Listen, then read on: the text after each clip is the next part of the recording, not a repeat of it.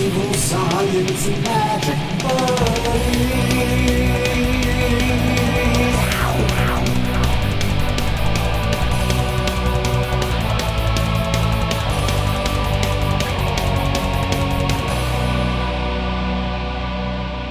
Hello and welcome to the Cryptonaut podcast presents Evil Science and Magic Buddies, the show within the show, the conspiracy of the conspiracy, the Ripto Round Table. Ruby Roo. Couldn't even get the title of it down right. But hey, welcome to Listener Stories Part 17. Now, this is a rare Listener Stories because we will threaten to do follow-up on stuff all the time, but this is an actual episode where we're going to be following up on some other listener stories that we had in episodes previous. So thank you all so very much for joining us. I am Mark Storrs. With me as always is. I am Chris, and I'm here. And I'm delighted Chris is here. This is Rob Morphy. Yes, Chris, it's excellent to have you back. I know, I'm not dead. I am actually kind of dead, but you're still sort of dead. You sound good for the living dead. I mean, you do. I mean, I had a lot of practice recently. being the living dead. Nice. So nice. I'm in.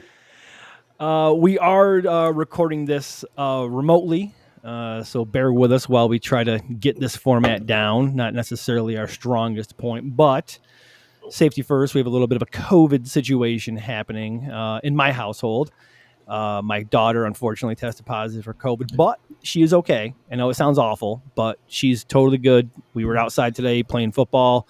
We were swimming, hanging out, doing football. Shit. Yep. She's learning to catch and throw the football, which is super fun while she has COVID, so that's good. So, it is the sport of kings. Right. Yeah. Indeed, it is better than diamond rings. Yeah, I call her the COVID kid. She does not appreciate that whatsoever. No. So Abby's not down with that. I'm glad she's doing well, though. Thank the babins. Yeah, no, she's fine. She's fine. But just out of precaution, we're, going to take a week here to do some remote recordings so all the tests and whatnots come back. I have purchased mass quantities of home COVID tests. So if you guys need anything, let me know.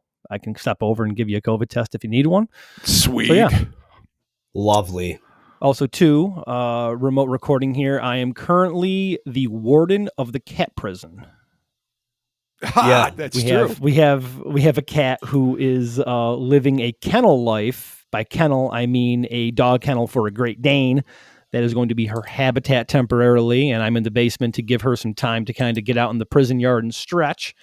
Our old girl Sparkles had a bit of an unfortunate automobile accident, and it wasn't looking good for about 8 days there, but she came back. She came back with 3 fractures in her pelvis, but she's good. She's chilling. We got her some surgery. Shout out to Cuga Veterinary Services here in Auburn, New York. They really came through for me. Dr. Dale, what up, my dude? I'm not sure if he listens, but hey, who knows? Maybe he's a vet who likes cryptozoology podcasts. You never know. You'd like to think so. Yeah. Yeah, so Sparks is down here doing good. She has a super weird haircut. I'm going to send you guys a picture of it. It's like, it's real bad. I hope it's post-apocalyptic. Yeah, definitely. Like, every Pink time I see her, and like football pads. Yeah. Dude, I feel so bad because every time I see her, I kind of giggle. I'm like, oh, baby, I'm so sorry. Dude, I knew she was coming back. Cats do that. Cats are insidious survivors. They will fucking show the fuck up when you least expect it, when you count them out. Yeah. How that song, The Cat Came Back, is literally all about somebody trying to murder a cat incessantly. Yeah. Or get rid of it, I guess. And then it came back the next day. She managed to just be out in the wild for 8. She had gotten hit and she ran and was in the wild for 8 days. And I'm like, nah, I don't think this is good. And survived like a tripod. Hardcore. Yeah. Well, it's probably within a couple houses. Cats don't normally book like a mile. They usually stay really close and hide like under a porch. Especially with a shattered pelvis. Yeah. So, kids with COVID, cats with broken hips and screws in them now. So everything is rocking and rolling over here. That's the remote. That's the reason for the remote. So, but thank you all again for joining us. As we said earlier, part 17, listener stories, the follow-up. But Robert, we have some Patreon shout-outs to do. Good sir. Fucking A right we do. And it's literally one of the things I get most stoked about. We're going to begin with Chelsea Gifford. Hell yeah, Chelsea. Thank you so much. Barbecue Pit Dog. Barbecue Pit shit. Dog. All right. Back for round 2, brother. Thank you so much. Yeah, no doubt. Corey Simpson. Hell yeah, Corey. Daniel Bleicher. Hey, Daniel, thank you so much. Esoteric Data Lab.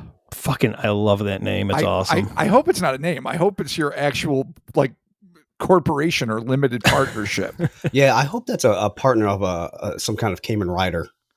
Oh, absolutely. Totally. Yeah, definitely. Yeah, definitely. You're building the AI that will destroy tomorrow. For Josh Kinzel. Yeah, what up, Josh? Harrison Lee. Harrison, what up? Stephen Hidalgo. Thank you, Stephen. Yep. Sarah. Simply Sarah. Thank you, Sarah. Monsignor Drew Alderson. I mean, we got clergy. We got clergy on our side now, man. In our fight for Heller space, now we've got the Lord there for us. So yeah, all right, cool. Thank you so much. Darn time. Yeah. Access to the Vatican. Here we come. Oh, dude, maybe he's got the archives are ours. He's got access to the records. He might have the keys. The Circle of 12, or is it 13? I can't remember. I don't even know. It's whatever you want it to be. Chris told me about it once, freaked me out. Anyway, Robert, moving on. Joseph Medina. Hell yeah, Joseph. Thank you. Simon Condon. What up, Simon? Sophie Harbor. Thank you so much. Corwin Cindia. Yeah, what up, Corn? Gooby Shanubi. Gooby Shanubi. I'm fairly fucking sure that's my little sister. I mean, welcome. She's probably supporting without actually listening. God bless her. But thanks, Gooby. Yes. If it is you, I assume it's you. Yeah, what up, Goo? I've called her Goo since a time immemorial. Nice. So it just makes sense. Regino Pizarro. Awesome. Nice. Thank you. I'm not really, thrilled with what you did with South America, but, thanks for being a patron. David Geisbuehler. What up, David? JJ Stenard. Oh, thank you, JJ. Charlene Ramler. Oh, what up, Charlene? And the daytime Emmy goes to Corbett Blanchard. Oh, yes. Nice. Thank you, Corbett. Excellent. Thank you all so very much for your Patreon contributions. One and all. You're the best of the best. Yes, totally. So we have been threatening follow-ups since episode 1. Literally. And I don't think we've done any yet. No. Like 200 pods in. This is the first time we've ever actually done fucking follow-ups. Yeah. Well, I believe the first one that we're going to cover here actually was requested quite a bit. I just recently had someone hit me on Twitter about it, and we've gotten emails. And this is the follow-up to the Count Von Count incident, which is probably one of our most, for me personally, unsettling listener stories. And they have To me, I'll go one further. To me, this is the most unsettling and batshit crazy. Maybe not the most batshit crazy on its own, but unsettling / batshit crazy paranormal accounts I think I've ever read. It is a nonstop, harrowing fucking odyssey that involves. Well, go back and listen to it. I think it's episode 152. So if you haven't heard it yet or you want to bone up on it, this is a good opportunity to do it. It's the second story of the episode. Yes, you are correct. That is episode 152, Evil Science Magic Buddies Listener Stories, part 10, which oddly enough was put out in August of 2020. So we're a little bit late with this. Almost a year anniversary. Right on. Shit, I can't believe that was a year ago. Yeah. No, neither can I. It feels so fresh, but so much is going on. Like, as I recall, there's shadow people pushing motherfuckers down. Yep. There was an entity known as the Creeper that just kept getting in this poor young girl's face. Nicole is her name. And then, of course, the most astonishing part of the story is when we got to it was actual visitations by the fucking Sesame Street Muppet, Count Von Count, the Count from Sesame Street. Mm-hmm. And I remember it blew us away because at first I was under the assumption that it was some dude doing like some creeper, because she mentioned that this thing was flesh and blood and came through her window, unlike the non-corporeal entities that were tormenting her. And I think the tormenting went even so far as like one of the beings was using her mom's razor to repeatedly cut her arms. Yeah. Like there was a lot of, and another one was like wrapping the blankets around Nicole's face and neck and basically strangling her in her sleep or attempting to. So this really is one of the most harrowing, terrifying, intense, and batshit crazy. Like, you can't use enough hyperbolic adjectives. But the fact that a Muppet with rotten human teeth, that was the one twist. So so I initially thought it was just some like the pedo next door with like bad plastic fangs coming in and doing like a bad Count impression. But then when we revisited it, as I was like, we were like breaking it down, what I initially thought was some old dude, it turns out we were like debating on whether or not it was like a fleshy version of it or not. So what's interesting is that Mark did a follow-up like very soon after. So what we're going to do is not only address the question and answer session that happened. And again, if you're not familiar with this, it is the second part of episode 152, Listener Stories 10. I highly recommend you go back because it is really, truly disturbing. And it's just one of the most extraordinary cases I think I've ever heard. And she came back. So, this is what Mark wrote her on August 12th, 2020. We covered your story on the episode going up this Monday. I'm only going to read the salient parts. So we were wondering, was Count Von Count like a real dude or the puppet? You'll hear the episode. We were confused. Ha. Best Mark. And she responded the same day, bless her. My Count Von Count was a Muppet. So that's laid to rest. So it makes it so much worse that it was so much worse. At least because, if it like was I said, a guy, it's like, all right, but I definitely thought it was a dude at first, and then I was like, no, this thing is definitely a Muppet. Either way, it was confusing. It's horrible. But this is what she said. He looked like he stepped right out of the TV. The only difference being his teeth. Fuzzy skin texture and all. I know how absolutely insane that sounds. I apologize. I should have worded my account of him better. Nicole, that is not your fault. We're idiots. I genuinely get nervous talking about him, more so than any of the other horrifying shit I went through. And thank you, gentlemen, for so very much for spending your time on this. Nicole, you're more than welcome, Nicole. So it's interesting to get that set in concrete. Like, she was attacked by things that tried to strangle her, creepy shadow men, things that got into her face that were incessantly trying to terrify her. Her little brother, this is one of the most disturbing things, watched her go down the stairs and then saw an exact duplicate of young Nicole go down the stairs. Oh, yeah. So I believe this all took place in the 80s. Shouted after, like, I just saw you go down the stairs. And when he looked at her, he's like, I know you're not my sister. And at that point, that second Nicole smiled at him with a bunch of rot teeth, just like the one difference in Count Von Count, a full Muppet except for rotten human teeth. And so it makes you think there's definitely a correlation there. And so the brother chased downstairs, confronted his sister when he found her in like the living room or whatever, and it was like, show me your teeth. And she was like, what the fuck? Why? But she could tell how intense it was and how serious he was and how frightened he looked. And she smiled and he's like, oh my God, and then explained the situation to her. So her mom got pushed by a shadow person. Like, her parents, to a degree, believed the paranormal activity that was happening, except not the Count Von Count part, which made it so much harder because if you guys recall, in I guess an effort to cool down the house, they made the kids leave their windows open, but that's how this fuck all demonic Muppet kept entering the house. Rookie mistake. Definitely. Always close the window so the Count doesn't get in. It's so fucking unnerving. So Nicole was also nice enough to follow us up with some more information about some more questions that we had about the Count, and she fills us in. So Robert, let's do it right here.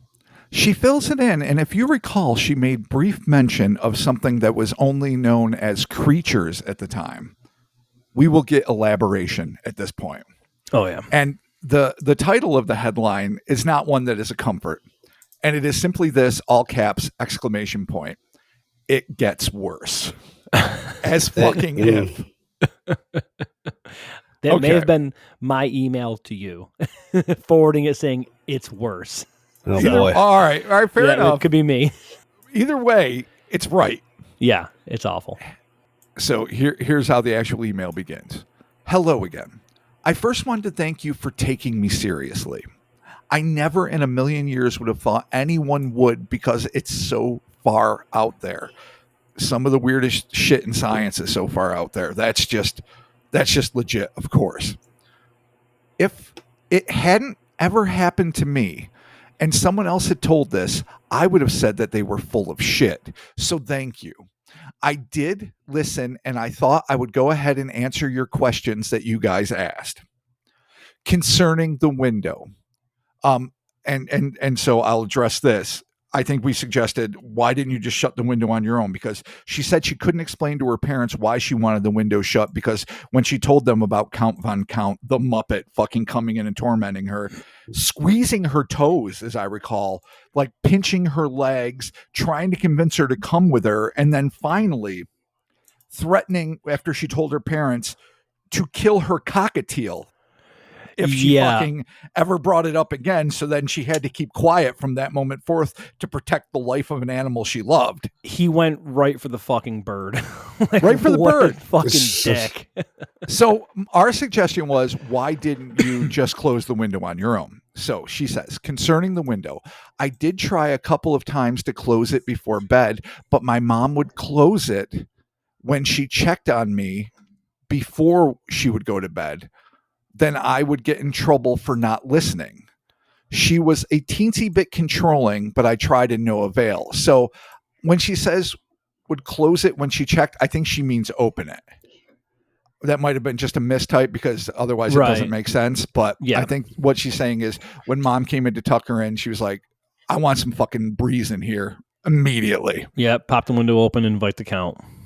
And then the second thing we said was like, I asked her for a follow-up, like, did she have context with Sesame Street? Was like, when I grew up, the Count was my favorite simply because it was the only one with a horror motif. And even when I was little, I liked the idea of scary shit. And so this is what she said. I didn't even watch Sesame Street. I knew the characters, but I had no interest in it.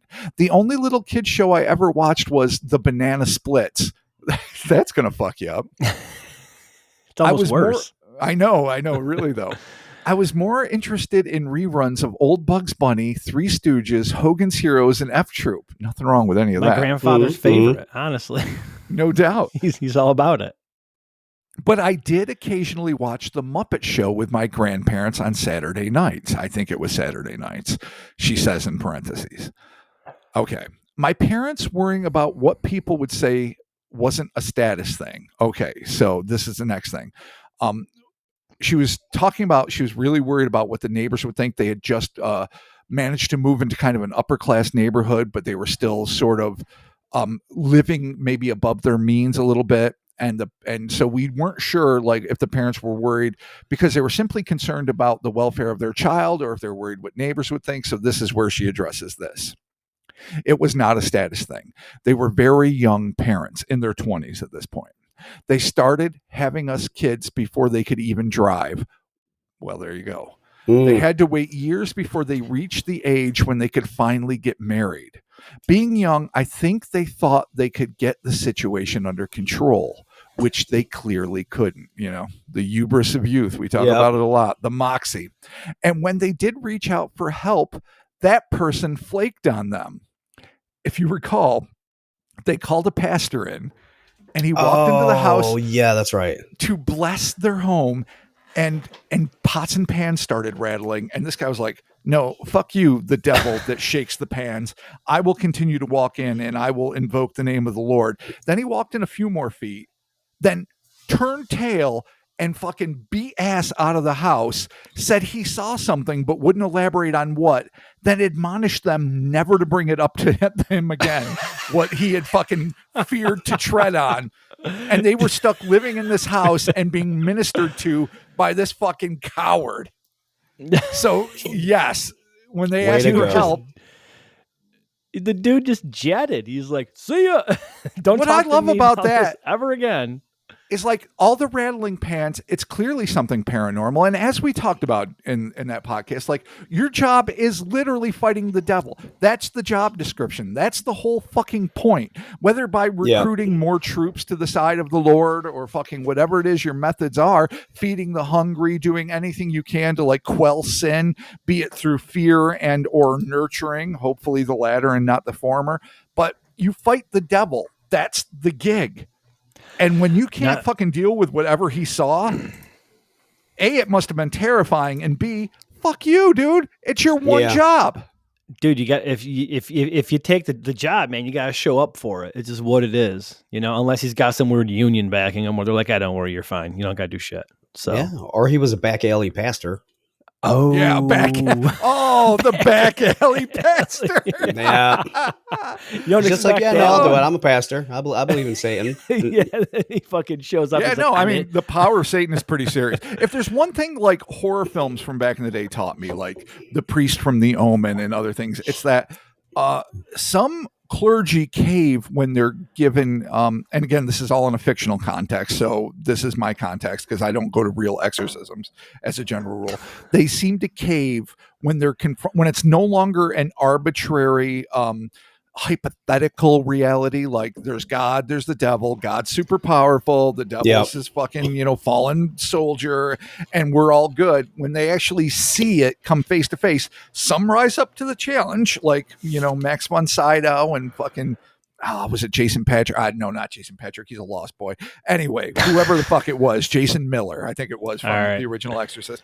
Or you just falter as fuck, step back, and then you usually die. You remember like the priest again in The Omen who was trying to ask God for help when the devil was fucking with him, and literally the weather vane on top of the church flew down and impaled him on church property. Yeah, that's part of the job, man. That's the risk you take.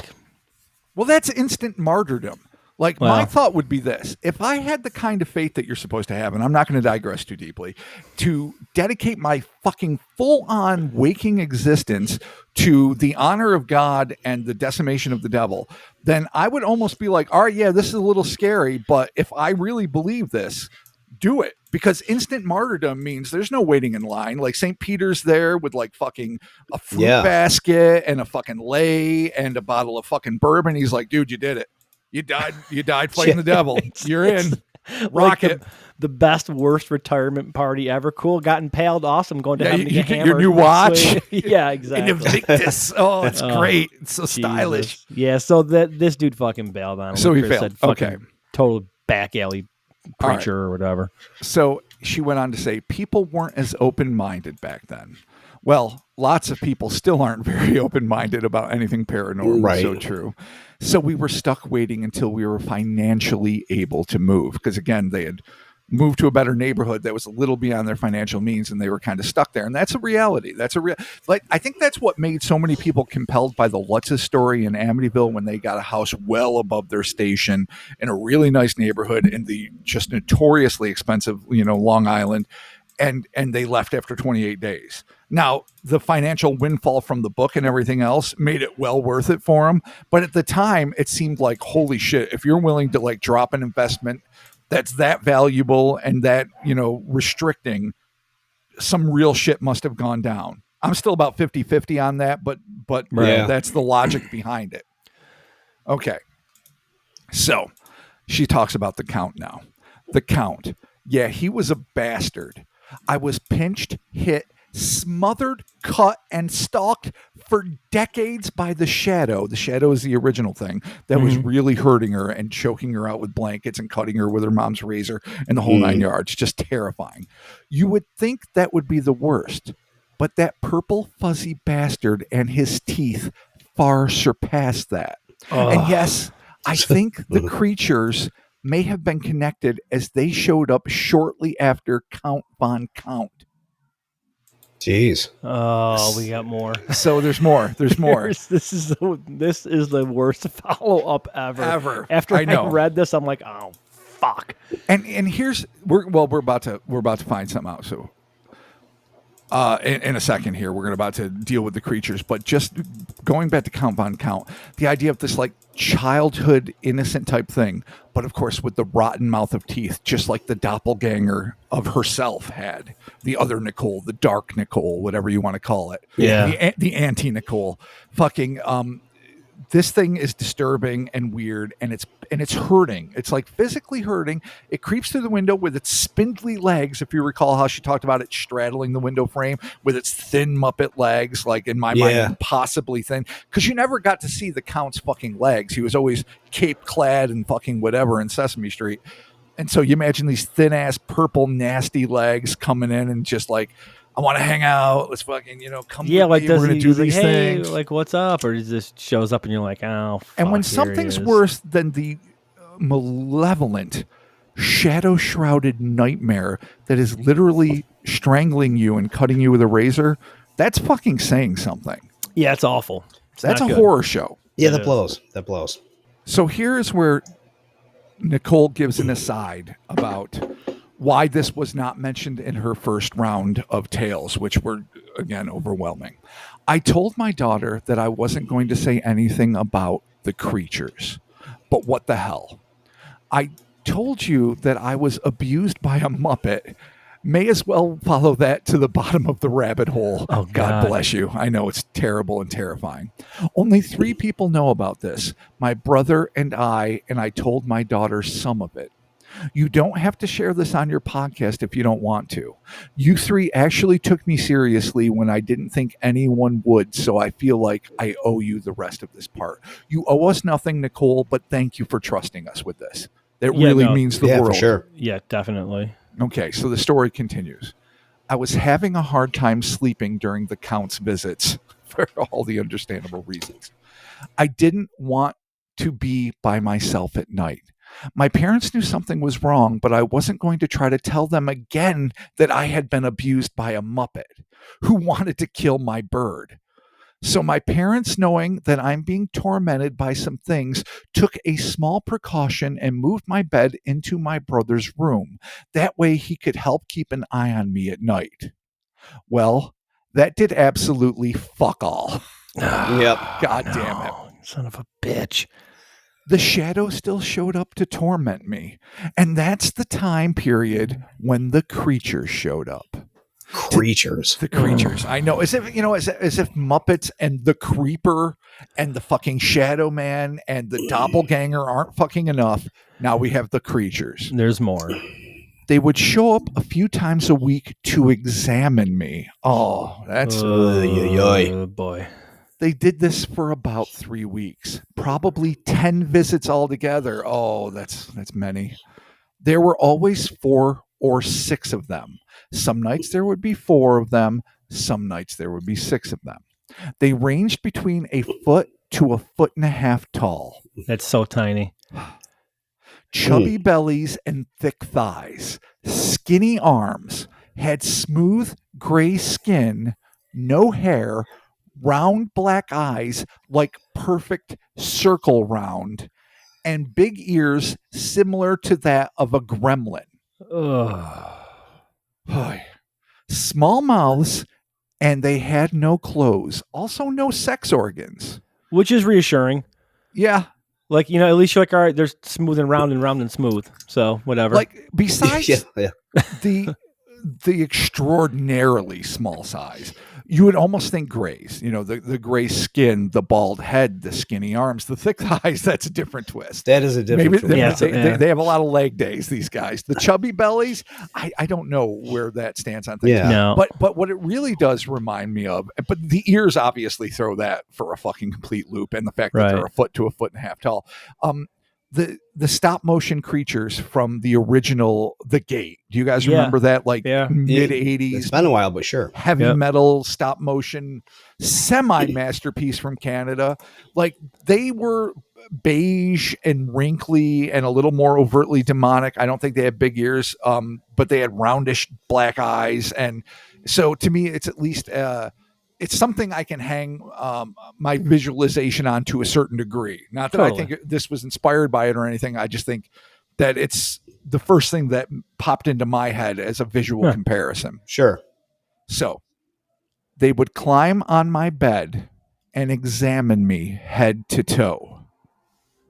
No internal exams, quote unquote, if you catch my drift, and thank fucking the baby. Jesus Christ! Because when I was reading this email and I got to that part, I'm like, oh fucking thank God. No, shit. Yeah, everything's between your head and toes. Yeah, exactly. The parts you don't want people touching. There you go. Okay. Kind of like a well check that your kids get every year. Ears, eyes, nose, and throat.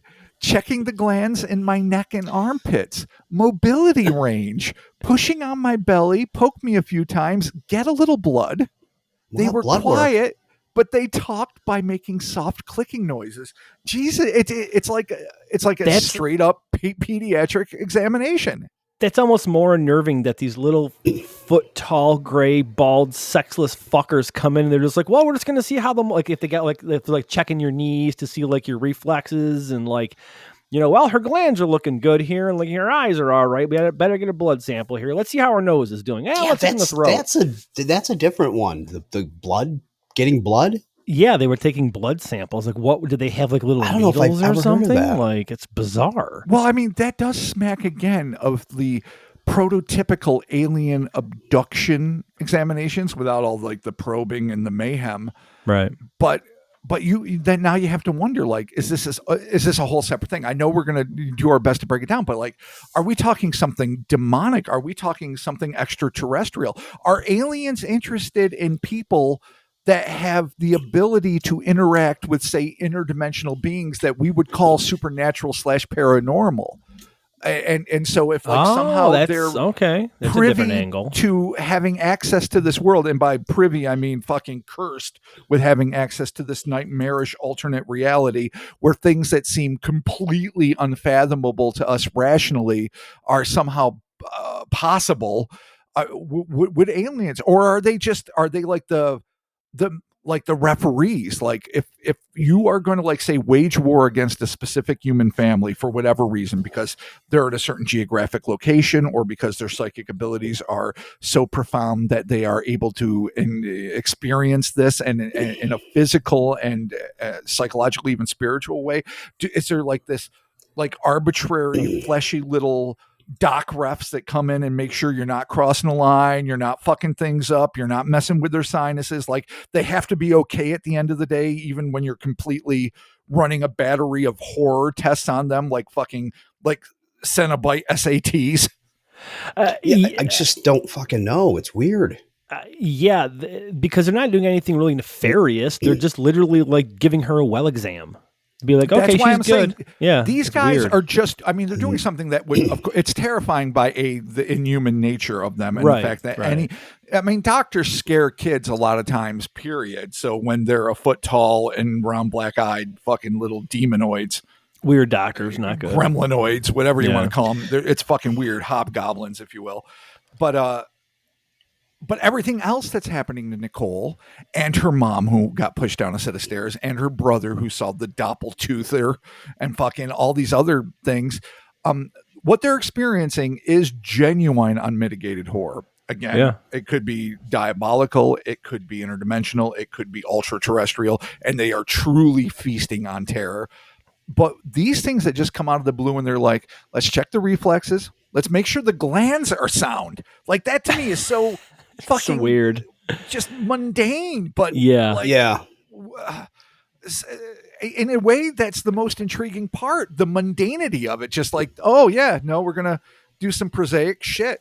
Yeah, we're a foot tall and we got chubby bellies and the skinny arms and the big round eyes and the gremlin ears, but also we're gonna make sure the reflex is a lonely child, and we're going to fucking do the shit we do. Make sure you're not getting sick. We're going to push on your belly a few times. We're going to fucking make sure all the internal and the ears, organs, nose, and throat too. Like what happens? Like are like you can mortify this poor young human child with your horrible evil shit, Count Von Count or Shadow Man or the Creeper, but I swear to God, if she gets a hint of a scratchy throat, you're all fucking on the sideline. You're all out. You're out of business. Yeah, I mean, if Yep. she has like a sinus infection, are they prescribing like fucking antibiotics and like, well, you should probably use a neti pot, get that shit cleaned out. Like it's so weird. It's just Could you imagine bizarre.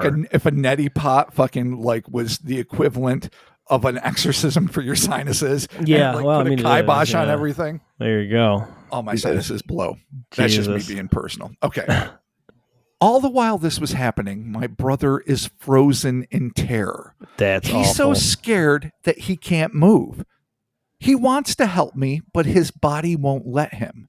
We discussed talking to our parents about it, so she has eyewitnesses. At least he's not in a catatonic state where he doesn't remember. Like a lot of aliens, they like say if a woman's getting abducted, her husband gets put into like this like sleep coma, so he doesn't even know Right. she's being abducted. Like at the Yeah. very least, even if he's too terrified to react, and he's a kid, no one's faulting him for this.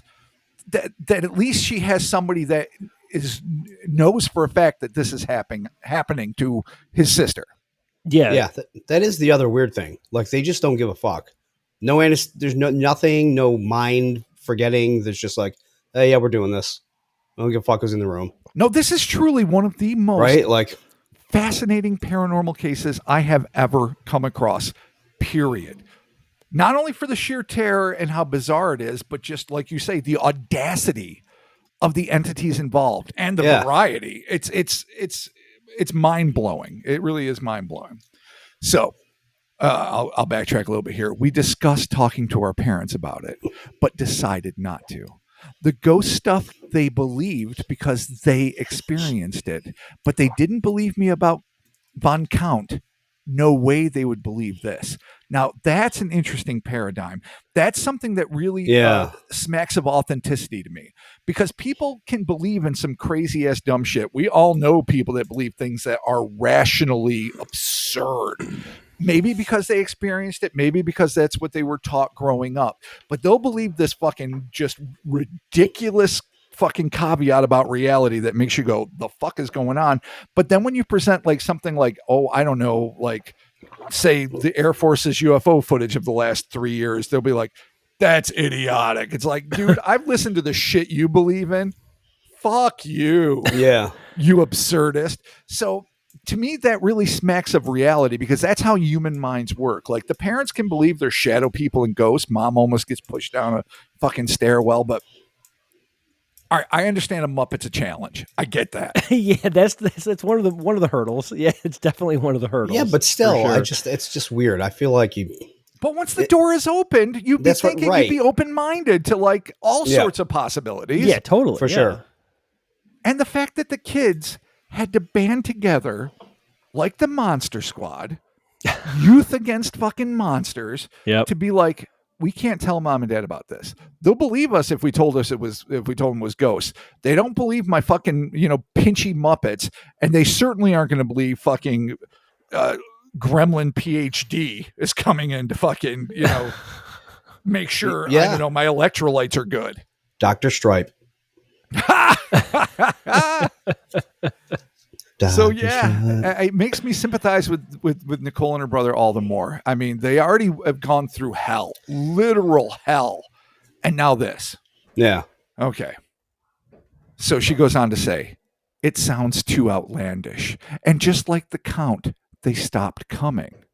I would love to one day know where Von Count wanted me to go and why these things felt the need to give me constant examinations, and why me.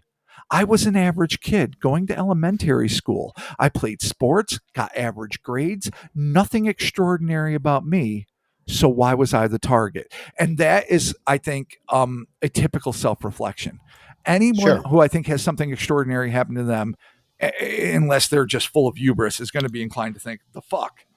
And so, Nicole, to this, I would say, one, it might just be pure happenstance. Again, it might be geography, it might be whatever, or you might be much more extraordinary than you realized at the time or to this day, and that you were somehow able to recognize these things. And if there's one thing that we have seen over and over again, we've talked about the paradigm of like hiding under sheets. We talked about it actually in the original Count Von Count episode. The idea of being protected by ignoring, by refusing to accept.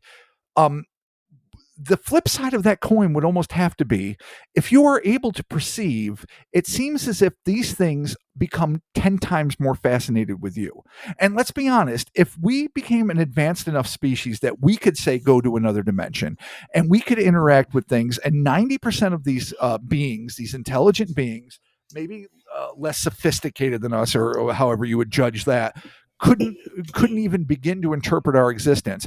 But 10% of them would see us out of the corner of their eye, and maybe 2% would be able to actually interact. We would really put a focus on them. Now, I would like to think that we would not do like nonstop horrific bullshit, but sometimes just interacting with the unknown is terrifying in and of itself. So Yeah. I do think that when you are aware of these things and you do something that allows them to know that, and it's almost impossible to pretend you don't know it.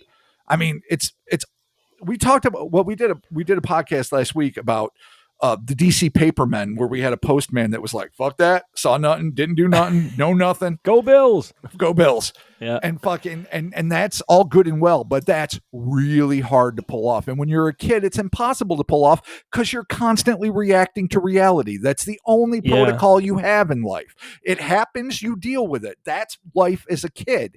So I think that maybe you were more extraordinary than you could have ever imagined. You might have thought of yourself as an average kid with average grades playing sports, and in maybe all those ways you were. But an ability to sense what's going on, maybe, and it obviously spread to the rest of your family to a certain degree. Maybe you guys were in a very unique situation. And again, I don't know if it was place, personality, you were chosen, a combination of all three or more things. I don't know, but I know that it's terrifying, it's harrowing, and it's a testament to your courage and fortitude that you and the rest of your family got fucking through it. And it's, and like I say, it stands as just one of the just most terrifying and fascinating, absolutely fascinating paranormal episodes I have ever come across. And that's saying something because I've dedicated the better part of my life to studying this shit. Yeah, for sure. I mean, if this is something that I personally experienced as a kid, I don't know how the fuck I'd even process it.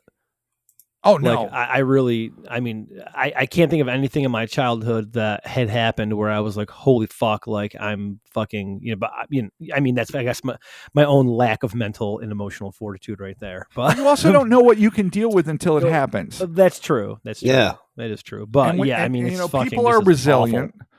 Some people probably couldn't deal with it. Some people would literally go quote unquote mad, probably. Right. Yeah. Trying to like integrate that into reality and be diagnosed with who knows what. And then just find a way to medicate it away to the best of their abilities. Hell, I mean, I'll be the first to admit I have made it, not because I think I'm particularly sensitive. I'm obviously interested in this stuff, but I'm not going to indulge this shit. I don't need a permanent like Mothman fucking scenario. I don't need to be fucked with, lied to, perplexed. I mean, I got attacked by a fucking pterodactyl. I almost caught a sea monster, little baby sea monster. I've seen a UFO, but I'm not going to fucking indulge this shit, because the more you indulge this shit, the more likely you are to get wrapped up in it. This is the exact amount of wrapped up I want to be. Yeah, dude, academically and drunkenly with my friends. Yeah. No deeper. Absolutely no deeper. No. So God bless you, Nicole. So she ends it by saying this. Again, thanks for reading, and most importantly, taking me seriously. That's what people need, to be believed and not ridiculed. I wish I could tell you guys everything that happened, but it would take up an entire season, and I've already taken up so much of your time. I take umbrage with that. And I will definitely be contacting you, Nicole, because I'm definitely interested. If anyone else went through anything similar, maybe this will help them in some way. I love that. I love that she said that. Yeah, definitely. At least know that they aren't the only ones. But honestly, I hope I am the only one, as I wouldn't wish this on my worst enemy. Wow. That's brutal. Jesus. Yeah, that's courageous. Wishing you all the best, Nicole. We wish you the fucking very best, Nicole. I can't believe what you and your family went through, particularly you. It's fucking terrifying. You know, And thank you for following up with us, because this is a story that has been literally for a full year has utterly never been that far from my mind, like entranced me. yeah, we Nicole got back to us very quickly with her answers. We just took about a year to get back to it because That's how we do. that's No, that's really us. that's entirely our bad. Yeah, no, Nicole, that's not on you. That's completely our fault. Let us apologize for that. The one thing about this too that kind of creeps me out is that, you know, after she experiences all of this and then she's living the rest of her life, I would imagine you have to have some fucking just paranoia, you know, whether you're fucking 14 or 45. Like, if something like this happened to me, like, I don't think I would ever fucking trust would be a huge issue. And I would be super fucking paranoid, like real bad. But No, again, but- that's just but- me. But You're absolutely right. These things, I mean, a lot of people go through a lot of different harrowing events in life, and some of them are very practical and terrible, and some of them are non-practical and just as terrible, as in the case that we were just discussing. And again, it can go a lot of different ways. Like when we were talking with Rob Christofferson when he saw his like crazy kangaroo fucking reptoid, I'd be like, that would be the thing that would shift everything for me. Because right now, you tell me I saw a turkey vulture when I took out my garbage. I thought I saw a naked pterodactyl attacking me. But I'm willing to accept your Turkey reality vulture. because it's easier to live with. If I knew for a fact, beyond a doubt, that this shit is fucking going on, as much as I'm willing to entertain the notion, that's a game fucking changer. Yeah. So it's one of two things. You either get fucking kind of wrecked. Well, one of three things. You get wrecked by it and you're like living in a stupor of paranoia and obsession. That's one possibility. The other extreme is the Nietzschean, you know, proverb of what doesn't kill you makes you stronger. And you're like, fuck it. I can take anything at this point. Fucking, you know, punch me with the Mjolnir. I'm ready to handle anything.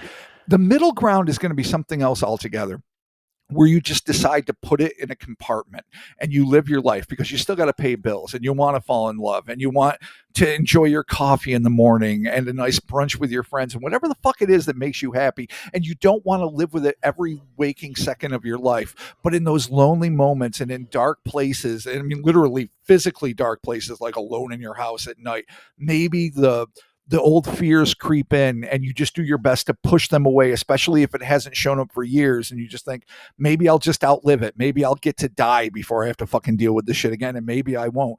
But I don't think it always has to be mortal terror or fucking I am a Valkyrie and fucking nothing can touch me. I think a lot of people, it doesn't matter if it's the deaths of loved ones or personal tragedy or whatever traumas that we all, you know, live through. And I think in many ways they equally strengthen us and weaken us, and we find a way to wobble through the rest of existence because that's the human fucking condition. Whether it's paranormal or non-paranormal, I think that's how most people fucking survive. yeah, I mean, Yeah, for sure. The thing too is also she mentions that she has a daughter. So I mean, being a parent myself, You like, got to if be you terrified. experienced, Could oh this my happen God, again? Jesus Christ, you'd be fucking But then she'd freaking be out. well equipped to know not to call that one fucking pastor because he's a punk. Yeah. Fuck that dude. But she would also probably be much more inclined to believe. And actively Much more. hunt the count.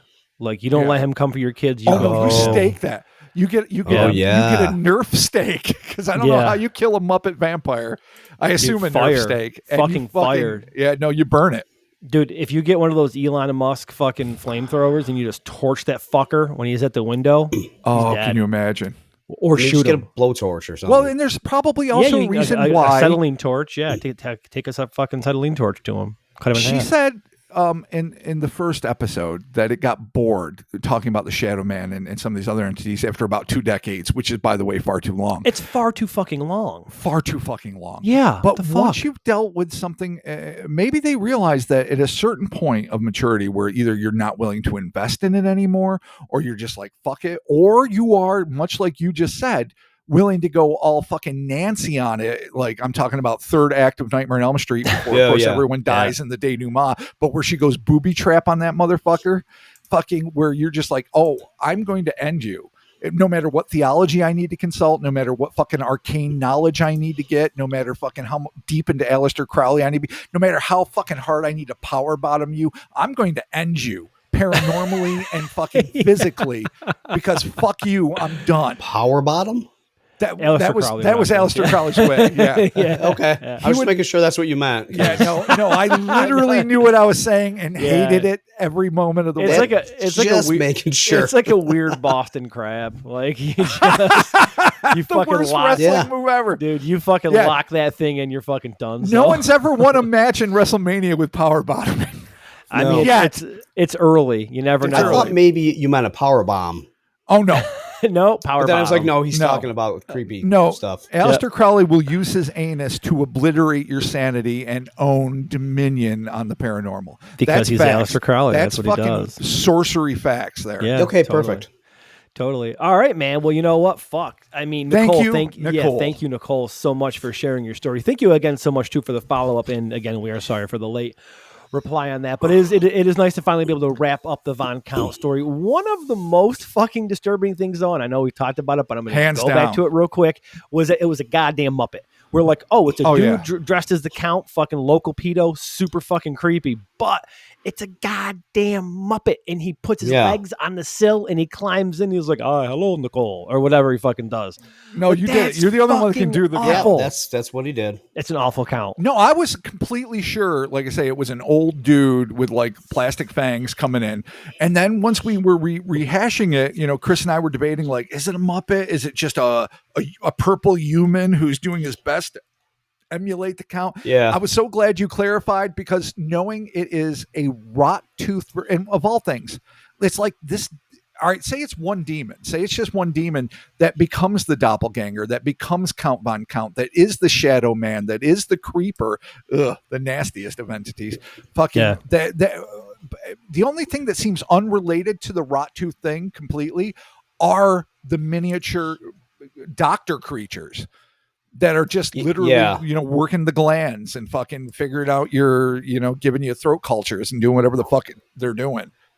That's weird. That is really fucking That weird. part man. of follow up also got me where I'm like, that's when I sent the email of it gets worse, because, oof, boy. I mean, thankfully, there's nothing like malicious really there, but And the it is examinations malicious. aren't creepily invasive yet. Yeah, which is They're good. still creepy as fuck because, but maybe not. Maybe they're like first responders. Maybe they're like the COVID heroes of the last fucking, you know, year and a half, where you're just like, oh yeah, you're just, when paranormal shit goes wrong, yeah, you might you're a foot tall and you got pot bellies and you look weird, but you're really just doing you're doing your due diligence. You're keeping people safe and healthy. Do When they have- demons and weird shit attack you, these things come in and they're like, all right, we're going to make sure you stay healthy. We can't do much about the psychological part, but we're going to make sure physically you're tight. So, like, do they have one of those "a hero lives here" signs, like outside of their caves or whatever? Oh, you know whatever they do. fucking level of hell they come from. They're like, hey, Caves. we're All right, just fair here to make enough. sure that she's okay. Like, Well, it's like the grinning men with the Mothman scenario. Are they cops? Are they observers, Right. watchers in the Marvel sense, where they're just there to assess what's going on? In the Zanfretta case, the grinning man, ostensibly grinning man, was an agent of these aliens. So it's like a weird semi-humanoid agent that they can plant in a community to do shit. Who the fuck knows how these like tertiary phenomenon, I mean, by tertiary, I mean, there's the human beings, the core phenomenon, and I'm saying that because I have a human bias, the monsters or paranormal things that are happening, say Mothman, and then the grinning men are this tertiary phenomenon that do shit. These fucking weird gremlinoids are this tertiary Gremlinoids. phenomenon that seem to be like Gremlinoids. checking your health, but not adding to your adding to your psychological terror in the sense that it's mini monsters doing 10 examinations on you in 3 weeks, but not and as your brother lays there horrible. fucking completely terrified.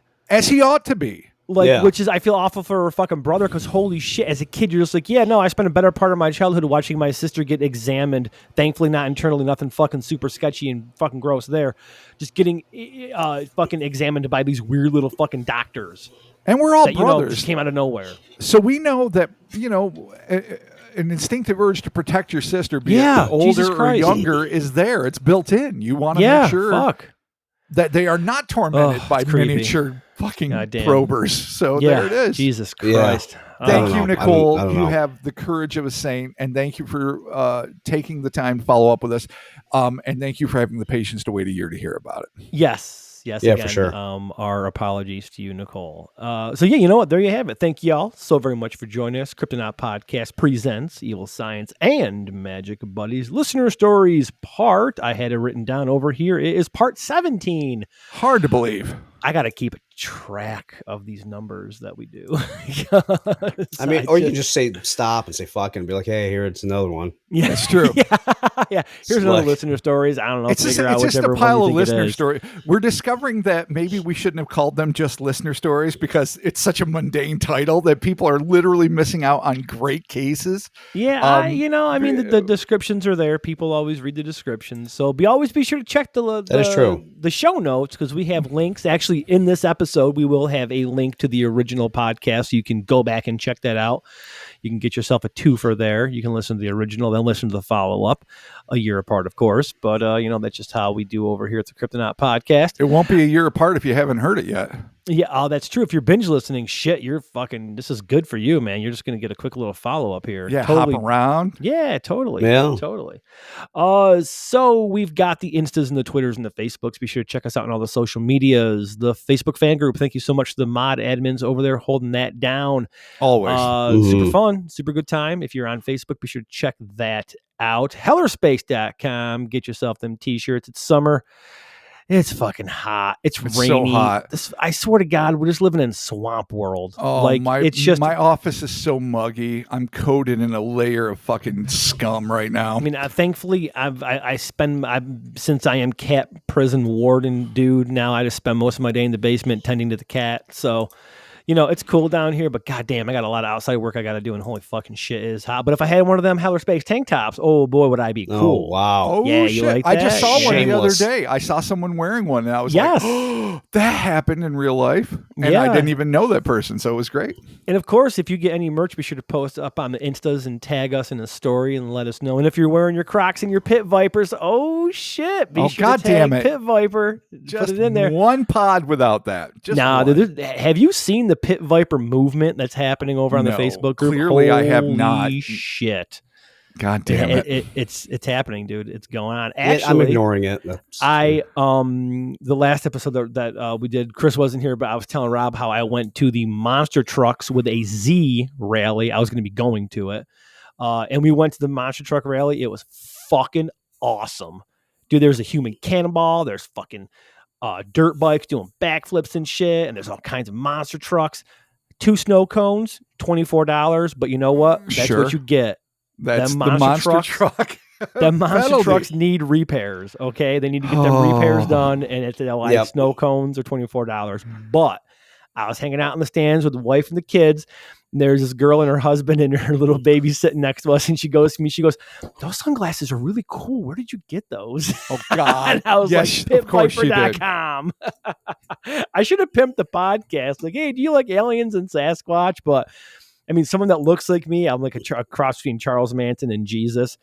If I'm like, hey, do you like aliens? I've been fucking weird, but By the whatever. way, I was like, both of those individuals really endeared themselves to strangers, so you could do worse. yeah, it's true. That's true. That's See, true. I was like, nah, man, check it out. Pitviper.com. Get in there. Yeah, Tag- dude. If you can produce fucking haddock on a whim, that would be the best. Oh, Yeah, my God. Breaded, you know. especially. Be like, I bro, mean, I need some fish fry. If Let's I do wanna it. do- A side of tartar. Yeah, could. or I could do Charles Manson and we can just go to the fucking desert and like ride dune buggies and shit and have really Yeah. bad ideas. So, No, I'd rather have New England rolls and fried haddock. all right, Yeah. fine. Just fish and wine, dude. Okay, Like, I'll be that's- out in I'm the a happy desert man. with the fucking dune buggies. I'll make you guys some fish and we'll be fucking good to go. There it is. Solid. Yeah, Very perfect. solid. Perfect. Patreon.com/Cryptonaut Podcast.